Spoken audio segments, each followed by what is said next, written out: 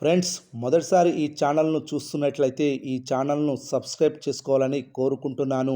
ఎందుకంటే నేను పెట్టే ప్రతి వీడియో మీకు నోటిఫికేషన్ రూపంలో రావడం జరుగుతుంది. ఈ ఛానల్ గ్రోత్ కూడా పెరుగుతుంది. ఈ ఛానల్ను సపోర్ట్ చేయాలని కోరుకుంటున్నాను.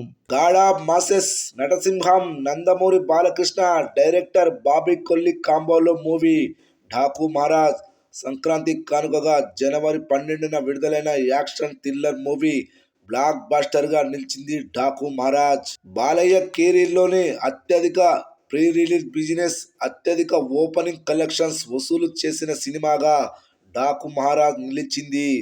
Balayya action, director Bobby vision, music director Thaman BGM set కావడంతో బాక్సాఫీస్ వద్ద కాసుల వర్షం కురుస్తోంది.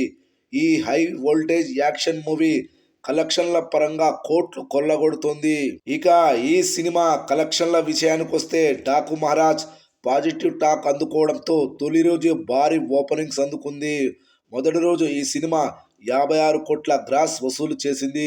రెండవ రోజు 14.5 కోట్ల షేర్, మూడవ రోజు 13.5 కోట్ల షేర్, నాలుగవ రోజు 9 కోట్ల 75 లక్షల షేర్, ఐదవ రోజు 7 కోట్ల 25 లక్షల షేర్, ఆరవ రోజు 5 కోట్ల 2 లక్షల షేర్, ఏడవ రోజు 4 కోట్ల 10 లక్షల నెట్ కలెక్షన్లు వసూలు చేసింది.